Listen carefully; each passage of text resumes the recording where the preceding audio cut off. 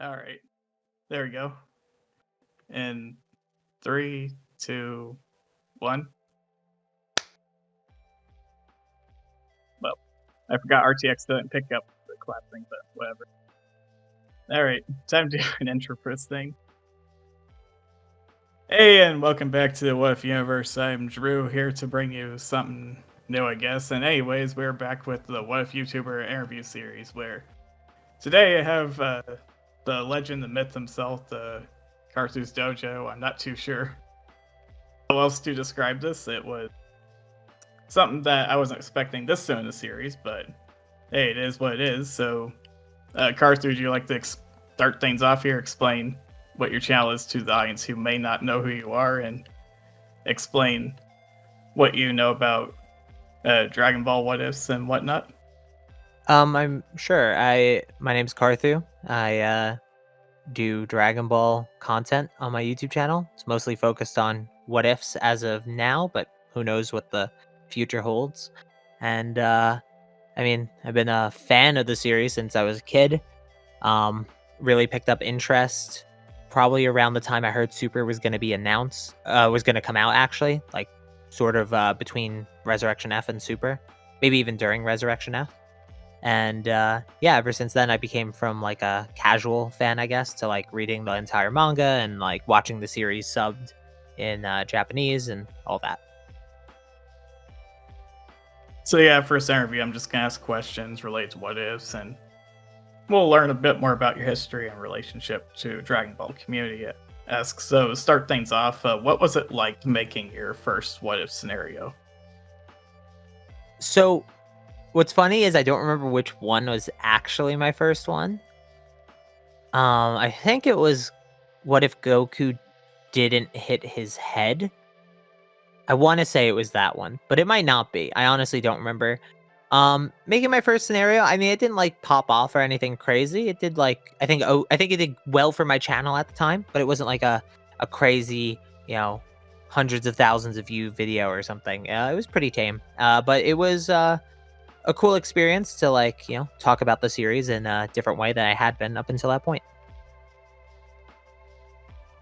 That's pretty neat. So what made you choose to try to start making what if scenarios? Because I know there's some people who feel like they're held back, whether it's a personal struggle or like they think they're not creative enough. So what led you to overcome that hurdle?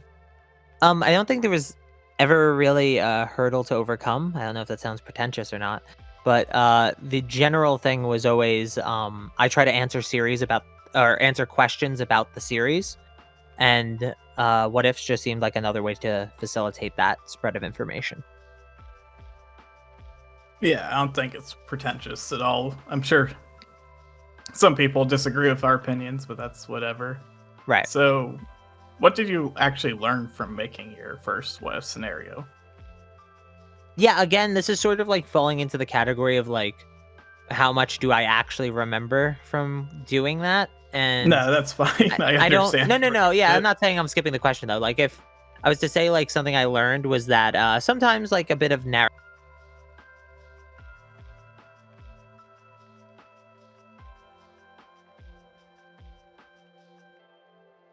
But yeah, that's understandable.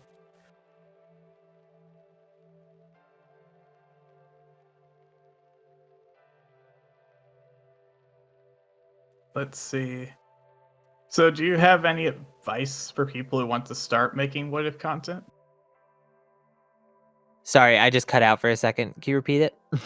Oh, that's fine. I can repeat it for you. So, Thanks. do you have any advice for people who want to start making what if content? S- yeah, don't do it because it's popular, I guess. Do I things you mean like that because you like them. I Don't mean do that things. is kind of debatable now because I've seen other people try to start what ifs and they barely get off the ground like they used to. It seems like it's becoming definitely oversaturated from seeing all these newer creators But crop that's what up, I'm saying. honestly. So I'm saying, right, it's not gonna be just like free money or something. You know what I mean? It's Yeah, not quite. I don't it's think it not like ever was that way. Minecraft or And those other no, in the ones. Minecraft's not that way either. Well, these these debatably. I'd say debatably that a lot of people do Minecraft and not a lot of them make money. So yeah, I don't think it's that debatable at all. I guess so.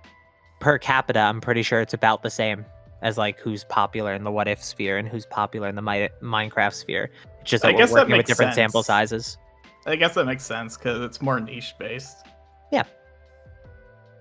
I think it is a little more different though, because if I compared AnyTube to what we're doing, it's more of like a subsector. So I think that's even why I started doing this interview series, due to the fact that it's expanding to a point where I feel like it'll either tie with AnyTube as a whole or it'll surpass it if it gets too crazy. But that'd be me cheating, a little bit, because that'd be me including like MCU what ifs, a ton of other content creators. Like I recently met a dude who did Sonic what ifs, which was really interesting. Uh-huh. That was interesting. What ifs have been pretty common type of content for a long time. It's just the way we do them now is what's different. But I think we'll probably talk about that later. Yeah, we'll get there. So, do you have any inspiration that makes you think of what ifs? I guess I don't know how else to word that question. Like, has anyone inspired you? I guess. Not really. I sort of just made them for my own volition. Just decided like I had. I some guess questions. I can reword it. Has Yeah. there been a YouTuber who inspired you to do content? That's what I'm saying. There is none. No. That's surprising, actually. Why? I don't know. I just met so many people who can trace back to stuff. Then again, I guess there are people who might just come on, just start and do whatever. I think honestly. generally I did, or I like to think that my what ifs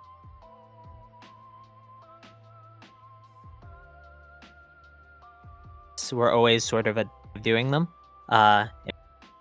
Maybe that way is slightly saturated now, because I think there probably are some who wanted to give it a shot too, which is completely fine.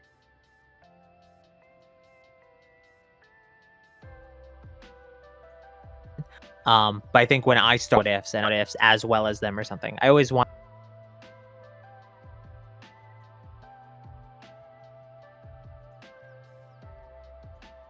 to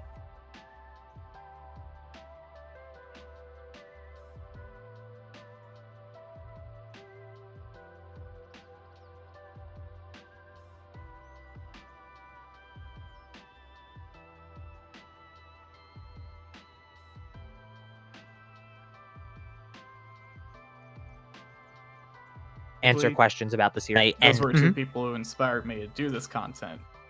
But I have done other stuff in the past. This isn't the main thing I've done. I've been on YouTube about 8 years now, and this is what I basically chose to stick with, because everything else I tried, I was entertained with it for a bit, but it just dropped off, I guess. And another big inspiration that I really liked is the Marvel's What If comics, and DC also has their own variant. Mhm.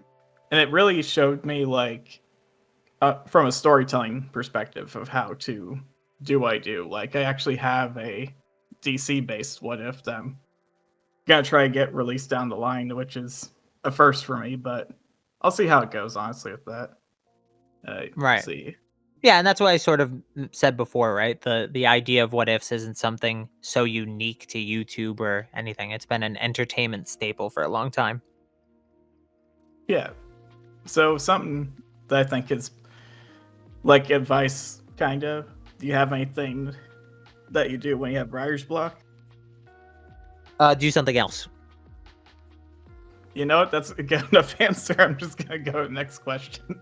I mean, that does make sense. Give it like a bit more in depth. When I say do something else, you could do something else that's part of your work or your creative process. So, like, let's say we're talking about hyper specific YouTube what ifs, right? And writer's block, or YouTube videos. Let's keep it a bit more broad. Instead of writing the video, why don't you go A, write another video, B, make the thumbnail, or C, go for a walk, get out of your house, your apartment, whatever. Maybe go to the gym, work out, just do something else. Your brain will free up. Take a shower, you stinky bastard. Like, your brain will free up the better the more you like dissociate from work and get away from like your place in this like cycle of work. And that's sort of like my main advice. This is why I used to write videos in my mall back when I lived in New York, which I don't anymore. Yeah. But back when I lived in New York, I used to go to my mall, the food court. I would get the same thing every time because I loved it. But I would just sit in the food court, plug in my laptop, and I would write script or do thumbnails and stuff in the food court of my mall to get out of my office, out of my house, and let my creative juices flow in a different way than usual. Funny of you, speaking of taking a shower and stuff, I did recently take one today, which is kind of funny to think about. Proud of you. The other thing was, I guess I'll speak on the gym aspect since I haven't talked too much about it. A lot of people wonder if YouTubers even exercise or where. The obvious thing is like a good percentage do. For the most part, they want to actually be healthy. The funny thing was that when I was still going to my gym, I actually just caught up on anime that way. I literally just watched it while I was on a treadmill or doing a bike or something. If I'm doing cardio, yeah, I'll watch. I only watch Hajime no Ippo on when I work out. So if I'm doing and only cardio, right? I can't really watch while I'm doing weights and stuff because I'm trying to pay attention to my form. But oh yeah, if I'm on the treadmill, if I'm on the bike, people don't just watch anime while watching anime. Your form will be terrible. Hurt yourself. Well, you'll probably also be crunching your arcing your back and stuff and doing bad posture and stuff. Yeah, you need form for that. Yeah, sit up, by the way, when you're sitting in a chair for too long. Lift your arms parallel to the ground, so 90 degrees off the side of your body. Then pull your elbows back till you feel your back, the upper muscles of your back clenching. And that's a nice, you're basically doing a face pull, but without resistance, and it'll help fix your posture a bit. Yeah, I feel you. Good to do those occasionally while you're sitting. So there you go. That's another piece of advice. That's a freebie. No question required.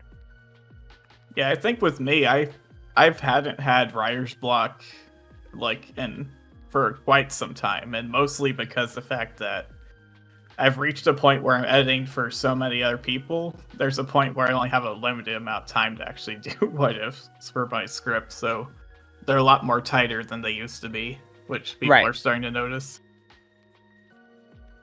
Speaking of scripts, do you think what ifs need to have a story behind them, or could they just be an explanation video that briefly goes over story elements?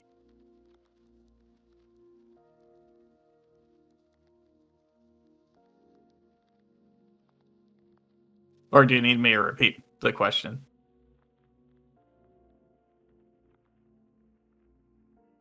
Maybe it doesn't.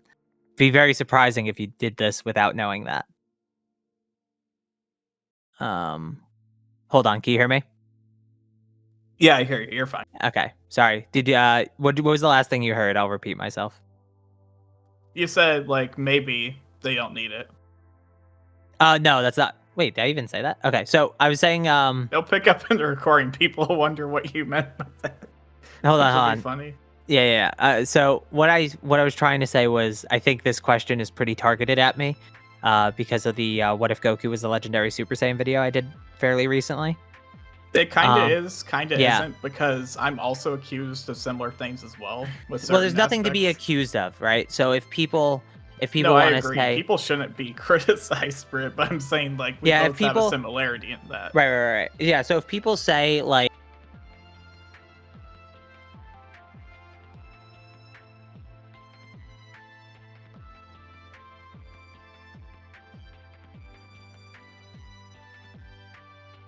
I cut it on my end.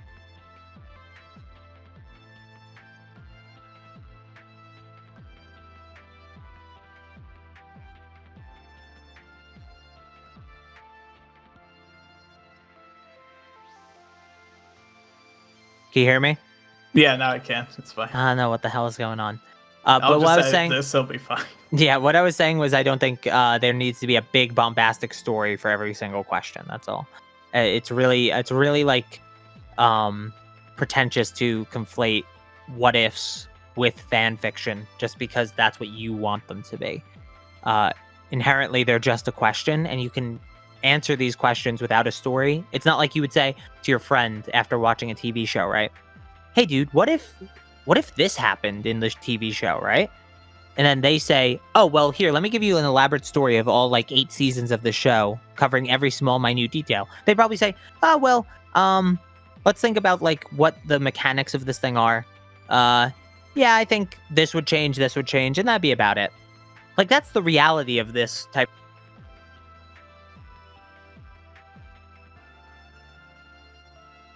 Yeah, I get you. I think there's a lot of people who overthink the fact that we're supposed to give a full-fledged fan fiction, even though there's those that already exist that kind of do the same topic anyways. Well, it's like just go read a fan manga then. I'm sure there's a fan manga that describes every question that I've answered in a way you don't like, in a way that you would like, you know? Well, Like, especially with Dragon Ball in particular, there's so yeah, that's what I many mean. that exist that Mhm.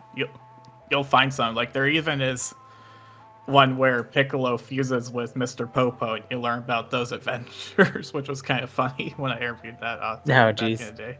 That's funny. Yeah, the thing is, like, Dragon Ball's reached a point where you could have like a crossover with like the TV show The Critic, if you ever heard that. There's a fan manga of that. Hmm. That there's just so much that goes into that. Right. But what I will say is that I think that just depends on the YouTuber. If you just happen to just not like what's going on, then I don't know, maybe get a different video shot, or maybe they're just not the person for you, I guess. Right. It is what it is. There are plenty of people making Dragon Ball What If fan fiction. That's all it really is. It doesn't seek to answer any grander questions about the series. It introduces elements that.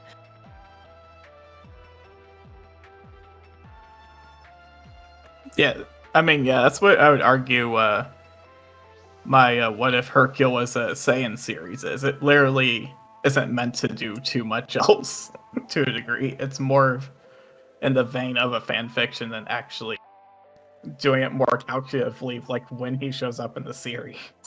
Yeah. Like that's how it's set up. It's like he has a different origin because now he's a Saiyan, so I have to explain that. For sure. I have to explain the fact that now Vidal's also would be a half Saiyan. So you have an occurrence where you have two half breeds that can exist. Yeah, sure. But that's enough for that. What do you think happened with the wife community to the idea stuff started to evolve to be geared towards more stories and explanations than what it used to be back in the day? The shift from Quaman to Masako. Yeah, That'd what be do you about think it. caused No, that? that's what I'm saying. The shift to Quaman from Quaman to Masako is what caused it. Actually, that kind of makes sense because when I see Quaman some of stopped, Quaman stuff, and then Masako took over, and then that'd be it. It's actually a really simple explanation. It's like super weird that people like I've actually been asked this before, and I'm always confused. I was like, it's pretty obvious. Who's the guy with the most subscribers that's still making what ifs right now, and who used to be the guy with the most subscribers making what ifs? And that's where the transition happened. That's all. that makes sense because I watched more of Quaman's recent stuff, and it's very similar in vein to stuff that kind of like what I do ish, but it has more story than it used to. So it's definitely changed from what. It Yeah, used I to think be. a mix of story and explanation is probably the best of both worlds. But you know, it just depends. For me, that's the best of both worlds. I mean, that's what I like to do, but the thing is that, as you notice with my channel, I like to do more like joke or more outlandish concepts and just go Yeah, with like just with go off the rails. well with like what if Chi-Chi died birthing Gohan, for example. That story isn't meant to be taken seriously, though so many people want to. Yeah. With the setup, it's like it's in the title. It's like it's not supposed to be taken that seriously, regardless of how serious taking the topic is. It's like that was the idea, because back in the day, I'm sure you saw this. There were so many like outlandish like what if ideas that were showing up. And he was like, you know what? I'm going to just do one and just go to the end with it. And it became one of my more popular series, which was funny. Oh man. All right. Something I wanted to ask: how important are power levels for Dragon Ball What Ifs? Because I never asked anybody this.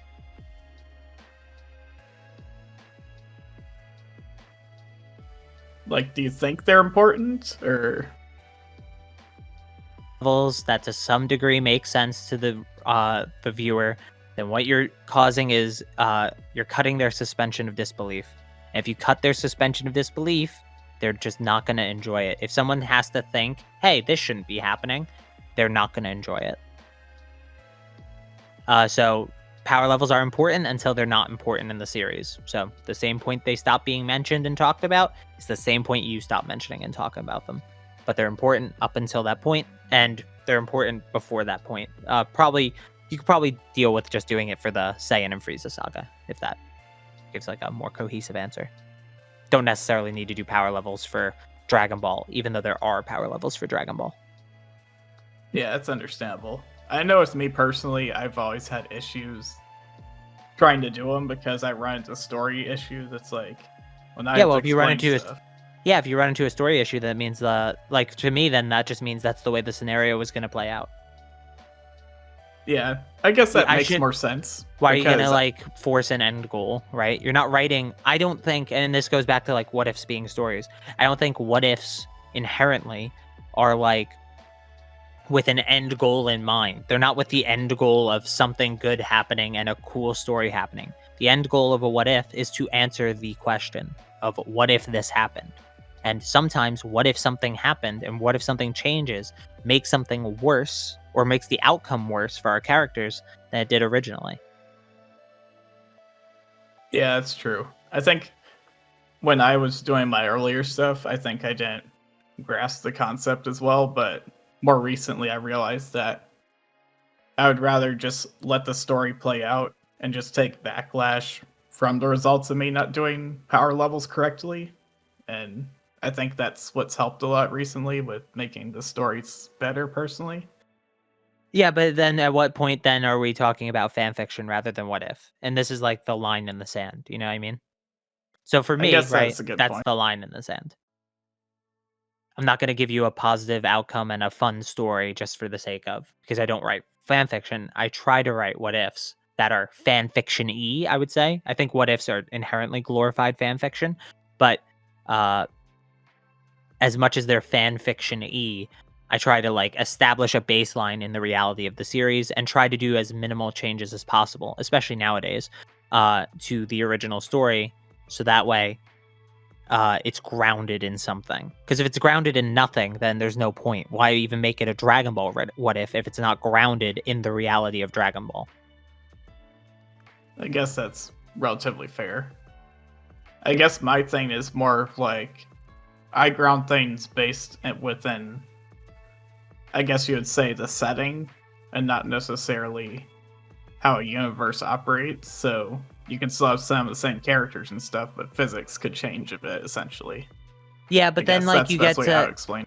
Yeah, so like again, just like talking from my perspective, right? So No, like you're fine. if like you do that, at what point then can I say, oh well, Goku's just a different character?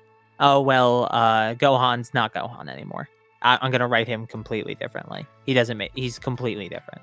Like, and maybe the title question has nothing to do with these characters being different than themselves. So it's like, at what point does that grounding cause a slippery, or releasing the grounding of the series cause a slippery slope to where it's almost unrecognizable? It might as well not even be a Dragon Ball what if. I mean, you could have the same like general ideas and stuff, but it's not even Dragon Ball, you know?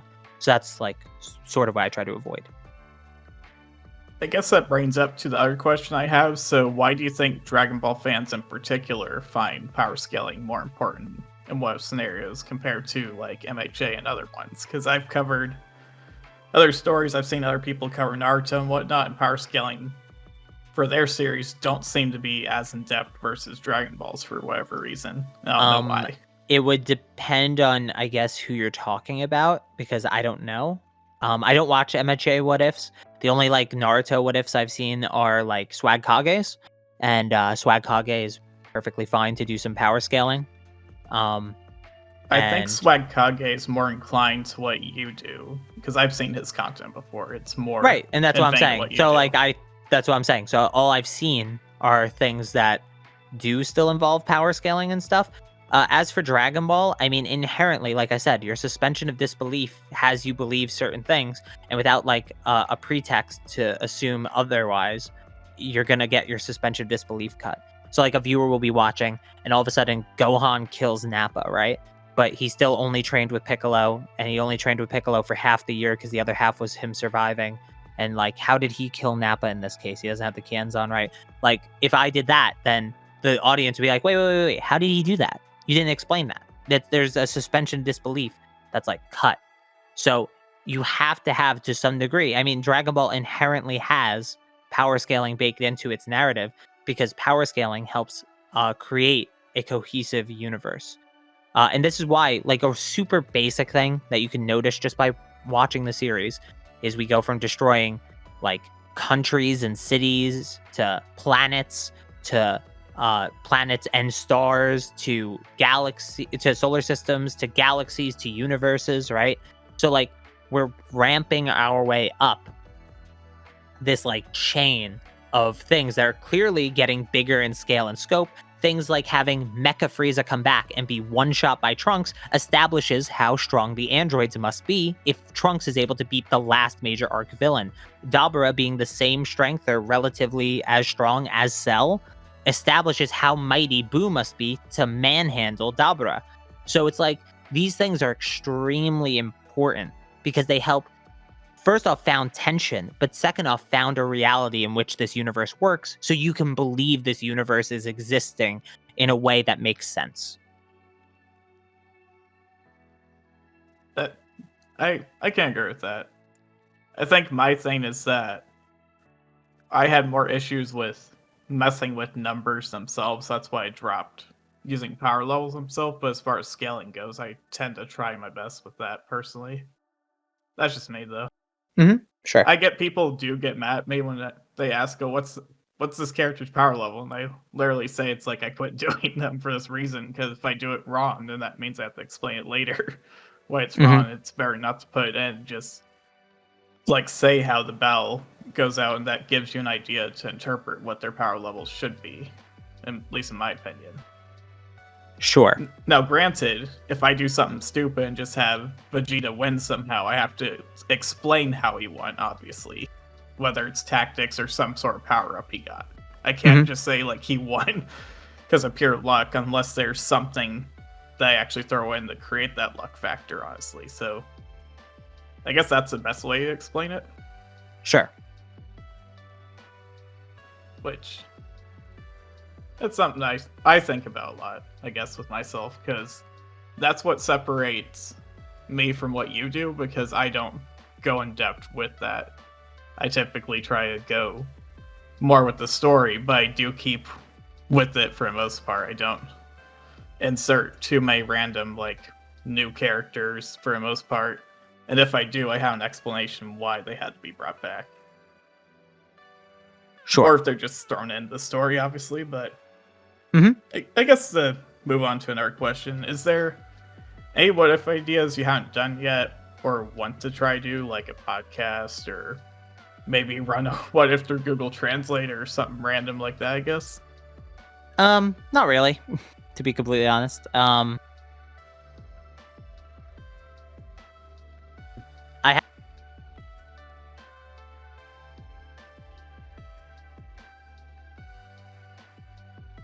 Have Like ideas, stuff, run it as I don't know how else to describe that.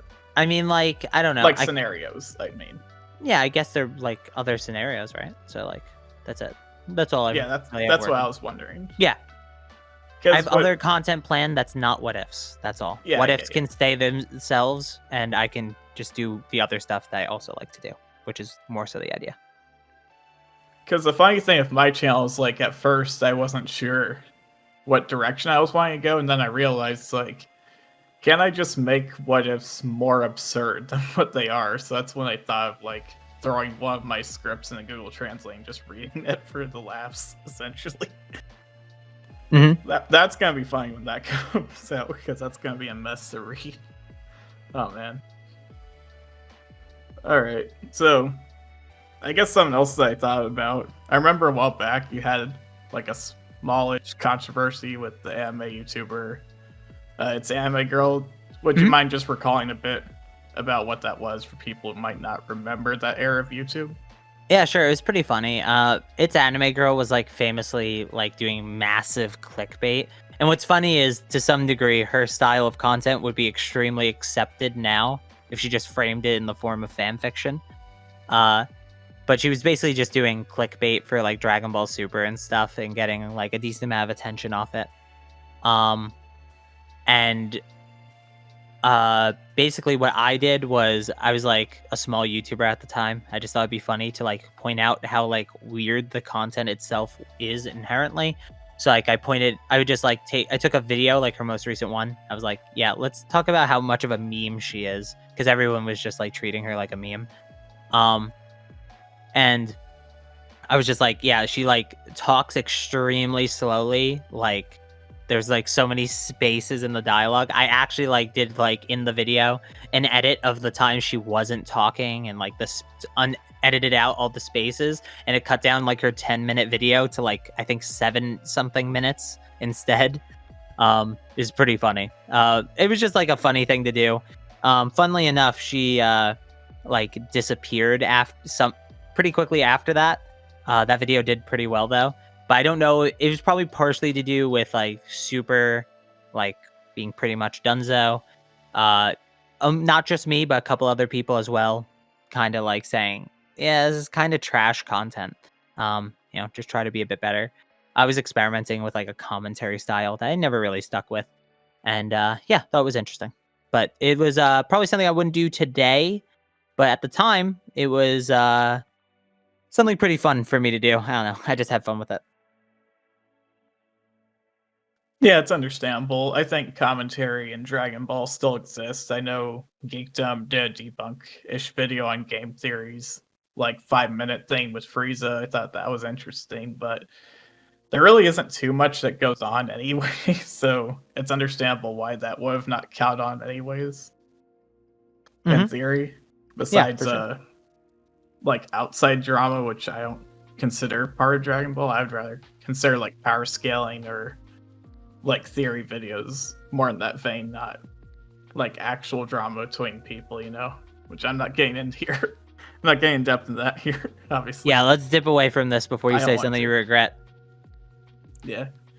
Oh yeah, speaking of something that I think was interesting, I remember Trash Taste saw your what if video in Sal's, and I was laughing when I watched that video. So, how did you actually react when you saw that? Fine. I left like a comment. I think it's probably still the most like comment on that video on the podcast itself. Just Yeah, it's sort of on the main explaining. podcast.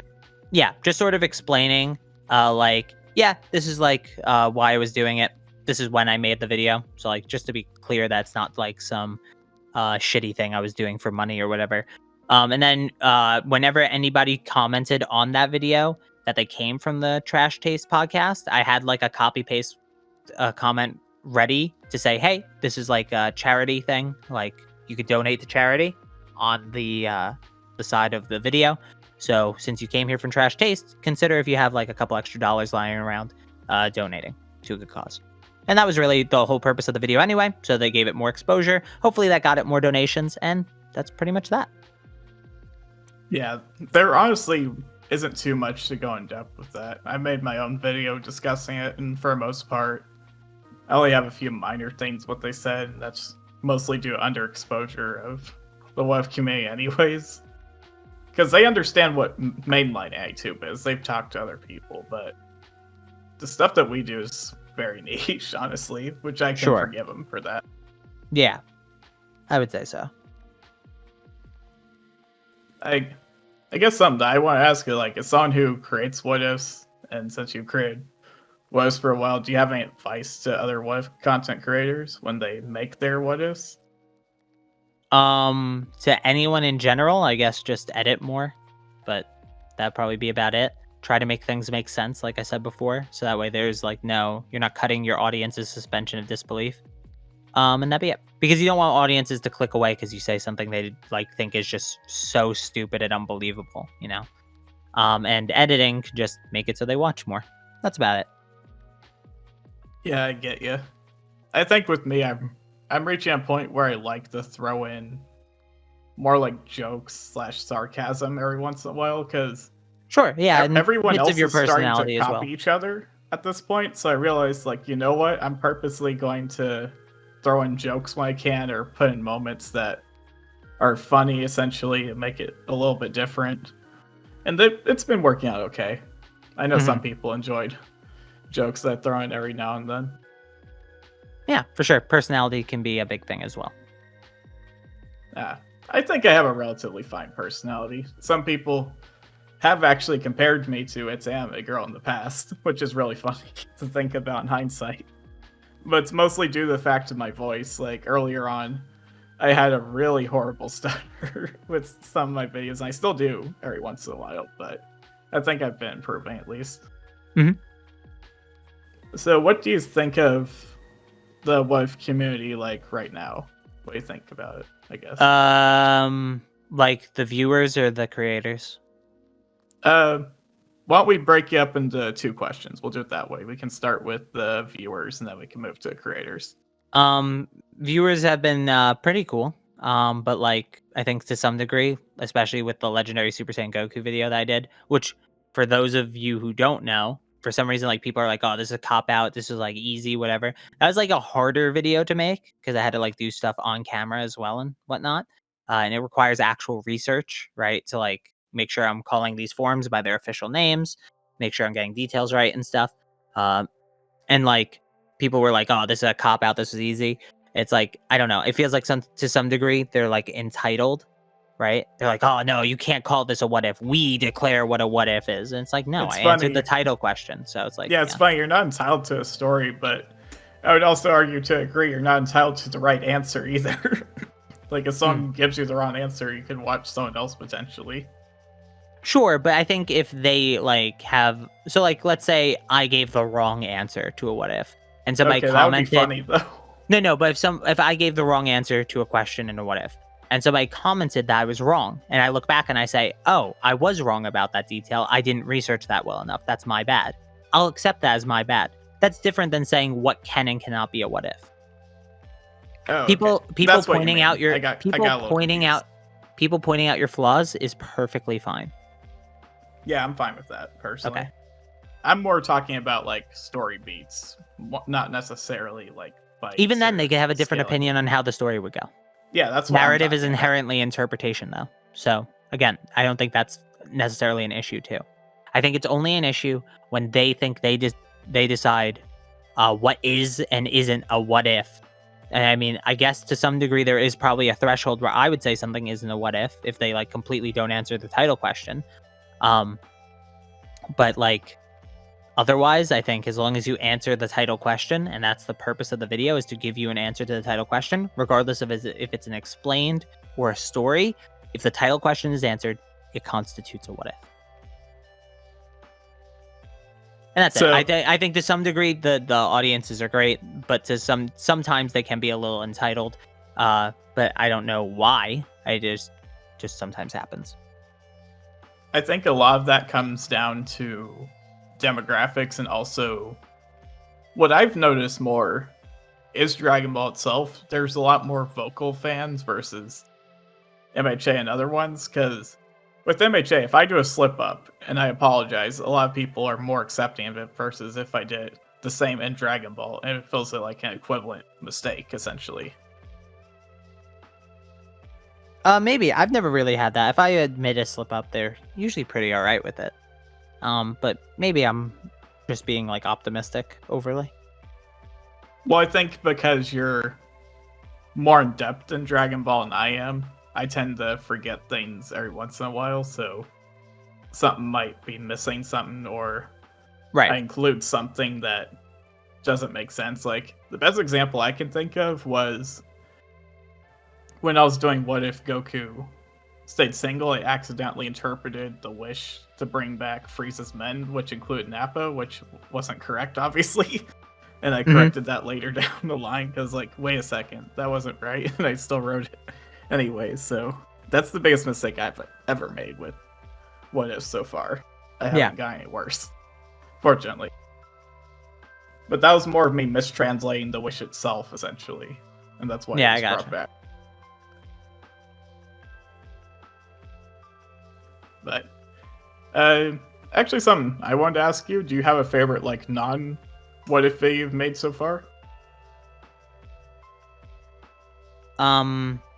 A favorite non what if video Like, I've it's made not a so what far. if topic. It's No, like, no, yeah, I understand. whatever. I'm thinking. Oh, well, yeah, actually, because I made it before we did this interview, really recently. On my second channel, I made a video discussing the character of Mewtwo in the first Pokemon movie, uh, and like how some dub changes happened that like mischaracterized him a bit, um, and stuff like that. And I think that video is really well edited. It is a really good script. I think it's got some decently funny moments in it. And I think it's overall like one of my better videos. So probably that one. That's kind of cool. Hopefully, people listening they can go check that out. Something I wanted to ask: do you watch any other what if content creators, or you just don't do that? I know some Nope. creators don't do that, and Nope. yeah, I thought I you were don't one of even those. I don't even watch Dragon Ball content on YouTube anymore. It's too much my job that it's not like an enjoyable thing to watch Dragon Ball YouTube. No, that's And 100% and understandable. notably too, it's like if I do watch Dragon Ball YouTube, there's not really much for me to learn anymore. As sad as that sounds, I've like read through a lot of the guidebooks, if not all of them, pretty extensively. I've read through the whole series multiple times and continue to read through it uh, on basically a bi-monthly basis. Um, I watch the anime fairly regularly. Like the only things I could feel like I could learn about are production and like behind the scenes stuff. But those things are sort of things I don't care about. I not like big into like how something was made. I'm more so fine with the finished product and dissecting and looking into that. Yeah, that's completely understandable to that degree because where you're at, honestly, compared to other people I've talked to, you reached a point where there's really not much else you can really get out of it to a degree. Yeah, and that's all to say I don't enjoy the series too. Like I enjoy rereading the manga. I enjoy watching an episode here or there to like, especially when I need to get footage. But I'll like watch the episode just for the fun of it as well. Um, it's just like Dragon Ball YouTube doesn't really like excite me too much. There's the occasional video that might spring up and get my interest, but not very often. It's definitely Yeah, not what ifs. I think the funny thing is I'm almost at your position, but the difference with myself is that I watch collaborations. That's one thing I prioritize to make sure that all those turn out right. And the other thing that I do is there's one series that Smugstick's creating in particular. It's his version of What If Goku was in the Marvel Comics universe. I've really been enjoying that one in particular due to the way that he crafts that Mhm. story. Yeah, And I the other mean, one I used to watch was What If Goku was in DC, which was done by Geeks for Fun. But those are the only two that I can recall that I'm currently watching. That's it, really. yeah. So like, when it comes to people I recommend, I just recommend the people who were in my charity live stream. So that's Salad, Smugstick, and Moscow. They all have different, value in the community in their own way. I feel like they're fairly different from me in some ways, probably. So you could check out each of them and see which one you like the most. You might not even, it probably won't even be me.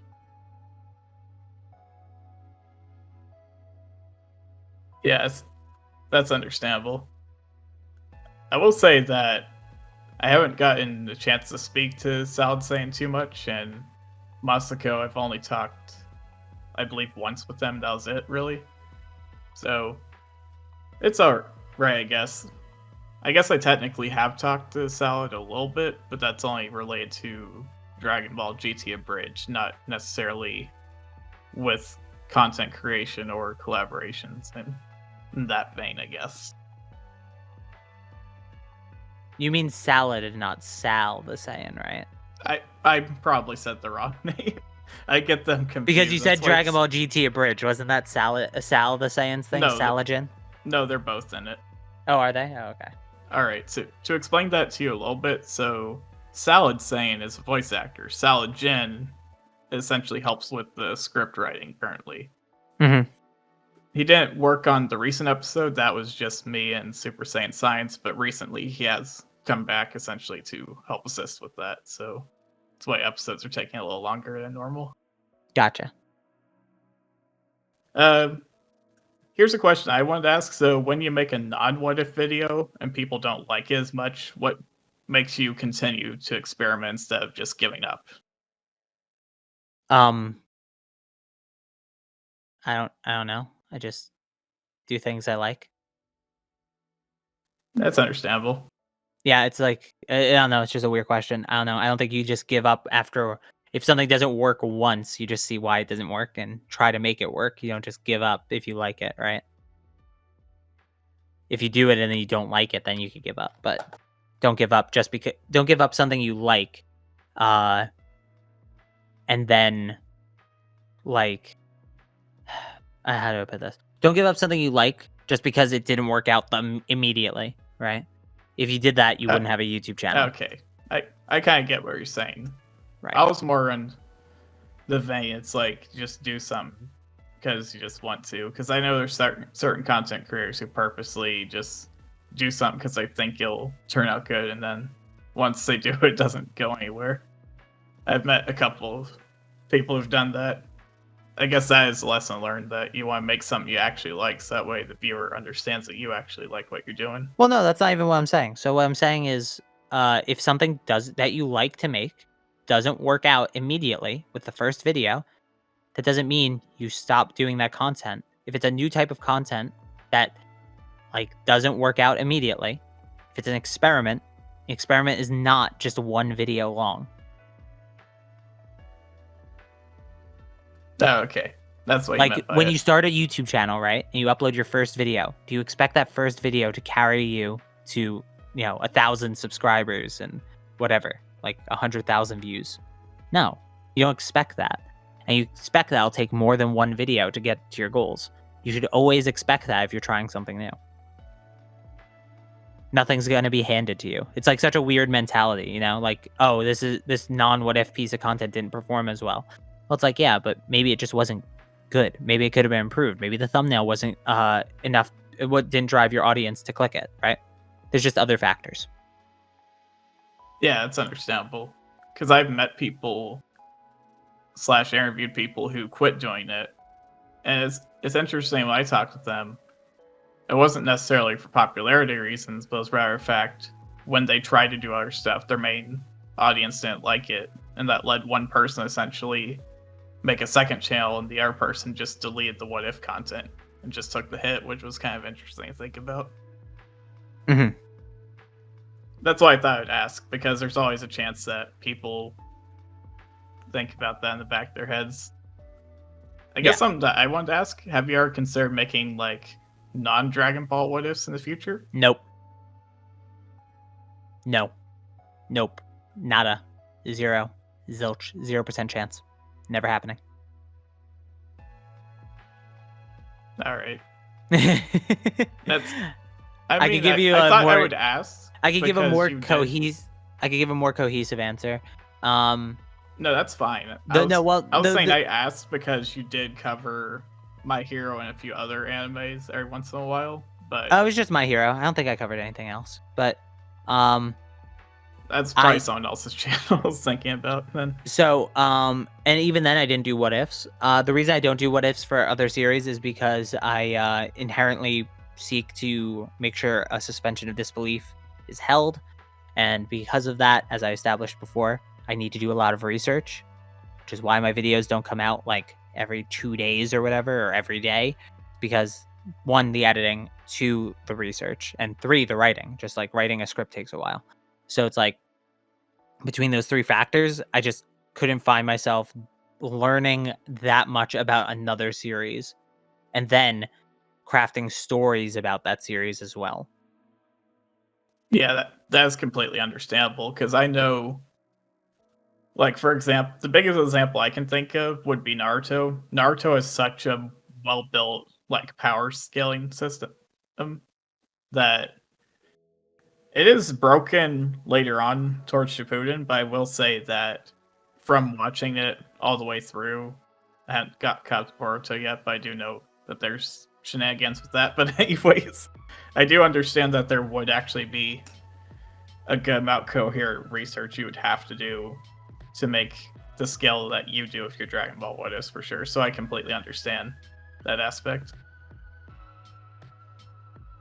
Yeah, for sure. Something interesting that I want to talk about. This is more related to Dragon Ball in general. So, would you want it to go past the end of Z with Super, or would you rather have it end where it originally did, but just add in retcons that occurred in Super, like adding in Super Saiyan God, Ultra Instinct, and any other things that they're trying to tack in? I'm fine with it going past the end of Z. I think they should try to leave End of Z as untouched as possible, though. That's about it. Yeah, because I was wondering, because of my perspective, I like how End of Z was, but the main thing is that there's all this other stuff that was learned that kind of needs to be added in, technically. But that's really it. Mhm. It wouldn't be too much, though, in theory, because you could just say that Goku's base wasn't as strong when he was fighting Oob, essentially. Or Oob is more powerful than what we saw in the original End of Z. Well, we read. Okay, have you not read the Super manga? Oh, wait. Yeah, okay. That's probably why. They've established Oob as like. Okay. Okay, why. cool. Let's keep moving. I was No about to spoilers. say- No spoilers. Keep moving. No, that's fine. You don't have to say that. I should have thought about that for a second. It's like, wait a second, they would have to scale him up anyways, so they probably retconned that. Well, it's not even a retcon, right? They just established that Oob is that strong. Yeah, that's what I was thinking. It's like they have to just put it in there somewhere, and which we didn't learn in the original End of Z. You know, Mhm. that's what I was trying to think of. Right. Yeah. I just didn't know how to word it to you. I'm bad with that sometimes. It's like I remember something that happens, but then it's like, oh no, maybe it didn't happen. I feel scared to say it. That's how I am about things, because I don't know. I guess something else that I want to ask. There's a lot of people, especially the pandemic and other stuff, weighing in on them. People wanting to quit doing YouTube or what if content. Do you have any advice you want to give to those people? If you want to quit making what if content, go ahead, quit. If you don't want to do something, don't do it. All right, if you want everybody, to- I'm announcing I'm quitting What Ifs, and this channel name will no longer be What If Universe. It's about time. And It's then gonna be called Drew's Dojo. We're gonna do karate videos. Every single okay, day. calm down. I'm joking. All right, calm down. It's just a bit. No, that's it. I'm gonna pile drive you through the floor. All right. I can believe that. Wanting to quit YouTube in general, just like, I don't know, if you feel like content creation's not the same sort of answer. If you feel like content creation's not the thing for you, yeah, quit. You don't have to do something you don't like. If you want to do content creation, but you just don't know like what you want to make, just keep making stuff until you find something you like. And that's it. Don't keep doing something just for views.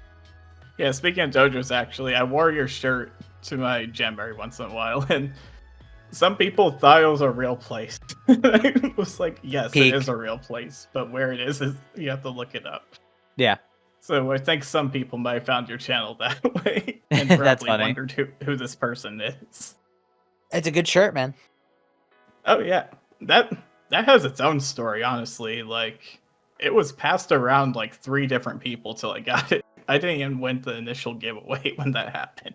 Yeah, that's right. Oh wow, that Like, was a long time ago now. well, I just remember that story so much due to the fact of how convoluted it was. 'Cause Yeah. I just ended up with it by that chance, essentially. Yeah, exactly. That's crazy. I wasn't even that big of a YouTuber at the time. I was only like at 300 subs, I think, because of my first video, and that was it.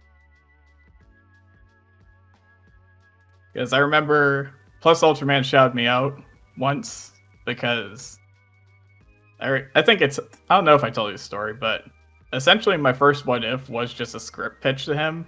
He just never looked at my email, so I just made the video myself, and that's where I'm at now. Which is kind of funny to think about, but oh well. I guess that shows if you're a fan of somebody, if you have an idea, just go for it, honestly. Yeah. Like, if you're willing to script something and take time out of your day, then just make something, then go for it. Yeah, exactly. For sure. Okay, this is a question that I wanted to ask since I haven't had people of your caliber on. So, as someone who has a large audience, what's the best way to deal with harassment? Easy, block them. Yeah, That's it. that, I mean, like, there's nothing else to do. You would block them. that is true. There's only a few people I've blocked in my day, but luckily it hasn't scaled too crazily. The only time it got really bad is when I did a collab with someone and we talked about K-pop stands, and that didn't turn out too well. But that's understandable why I kind of deserve that. Yeah. Yeah, right. So something that I wanted to ask, since again you're a larger creator than I am, have you ever reached a point where you've received criticism in video format and managed to improve from it? Oh, I misunderstood this question. Okay. No. Well, I misword. I guess I misworded it. I guess what I actually meant is like, have you ever received criticism for a video and managed to Oh, improve from it? for a video. Okay. I misworded it. That was Yeah, my bad. I yeah, read no it one's wrong. ever made a video on me as far as I'm aware. Well, I think one guy did a long time ago, but I don't think he's around anymore.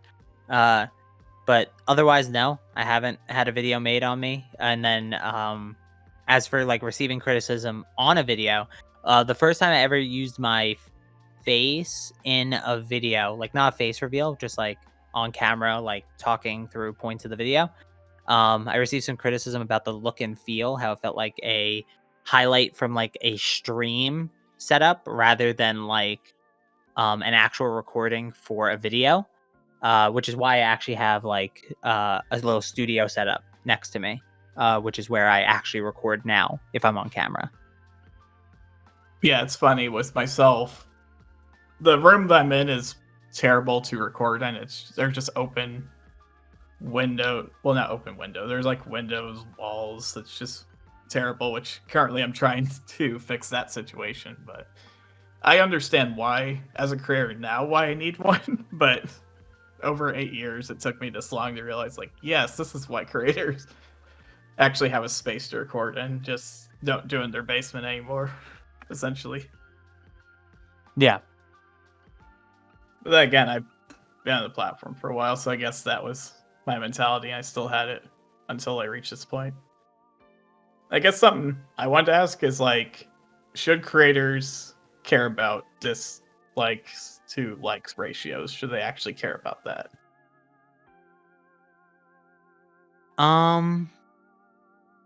No. I don't know. I think as long as it's over 90%, you're chilling. If it's below 90%, positive to negative, obviously, like to dislike. If it's 90% positive, you're chilling. You really want to be over 95, I'd say, for the most part, but over 90, you're pretty fine. If you get below 90, then you start to worry, and if you're in like the 70s and below, then you probably messed up. Yeah. The thing is, like, I'm someone who studies more of the creator studio, and for the most part, I haven't noticed videos like dip overall. That's the main reason why I asked. But I guess something else I wanted to ask. As a larger content creator, have you ever received like a strange sponsorship ad, whether it's like a scam or Yeah, something sure, you all the rejected? time. I just have my emails full of emails I don't answer. If the website or whatever they're trying to get me to, um, whatever they're trying to get me to like promote doesn't seem legit or something, I'll just ignore it and say no. And honestly, I tried not to do too many sponsorships anyway. Um, they're not like they're not bad, obviously, for the most part. Like if you get good company, but I'm not like super interested in being sponsored and weighing down videos with an ad slot. I get yeah. So I guess something else I want to ask, with your audience size, what are your thoughts on parasocial relationships? Because this seems like a new thing that's occurring. I don't think it's new at all. It's honestly very old. We just have a word for it now that's more normalized in the everyday vernacular. But like, as for parasocial relationships, I entertain you, you watch my content, that is the relationship. If it evolves into a friendship somehow, which would be very hard for me at this point, at this size, to do with like someone who starts as a fan, um, then cool. But it would evolve naturally. It's not your right to be my friend or something. Just watch Ludwig's video on I'm Not Your Friend. And that's like good enough for my take on the subject as well. Yeah, I remember I watched the Mazin's video where he talked about fan interaction and stuff, and I agree. Majority of his stuff, like, don't show up to my house, like, don't No. send me like creepy stuff in the mail. And if you see me on the street, it's like you can say hi or whatever. But I guess with myself, I'm not. I haven't done a face reveal. I haven't done it in all this time. I don't plan to at the moment. So just don't show my face. If it does come out, then it does. I'll deal with it then. I guess that's what's probably gonna happen one day. Yeah. Okay, so something I wanted to ask: how important are other platforms outside of YouTube to you? I like to try and do stuff on multiple platforms. I'm not very good at it, right? I'm bad at promoting my Twitter on YouTube in videos because I feel like it bogs down the content. So like all I'll do is like a pinned comment. If people come and follow, they come and follow. But Twitch I do like a lot. Again, something I don't really promote in videos. I'll promote in like a pinned comment or something. But I think these platforms are important to try and keep up with and to try and like have some sort of presence on. But that's not to say that I treat them just as equally as YouTube. YouTube is my income, right? So I have to do that first and foremost, and then I could do other stuff. I find it funny. My most viewed video right now is not on YouTube, but it's on TikTok right now. It's like at 80K. So I'm definitely considering just throwing clips of my videos on there potentially. So I'm just gonna test that out. I'll let you know if that does anything. Sure. But it seems worthwhile because I do throw jokes on my videos, so I could just clip those out of context, and people could probably understand what I'm talking about, without having the full story. Honestly, hmm I guess to close things off here, or is there anything you want to tell my audience before we end here? Is there you want to just plug your channel, other stuff at the end, I guess, to end stuff off? As I just said, the platforms I'm bad at plugging, so let's just plug those. I have enough YouTube clout. Twitch.tv/Carthu if you want to watch me live stream, do some fun stuff. It's a lot of community and chat interaction stuff for the most part. I try to get you guys involved in whatever we're doing on stream. Then we turn it into videos for my Twitch highlights channel. But you can get that channel from the Twitch. So just go to twitch.tv/Carthu. And if you want to like follow me for my dumb tweets, twitter.com/Carthu's Dojo. Anyways, that has been Carthu's Dojo. I hope everyone has enjoyed this interview. Maybe we'll do some in the future. Who knows? I've always been shy about asking other creators to do stuff, but honestly, my confidence has increased lately due to the caffeine intake. So yay, caffeine. Hooray! Anyways, just remember, in a what if universe, there's endless possibilities. And I'll see you in the next video. Peace.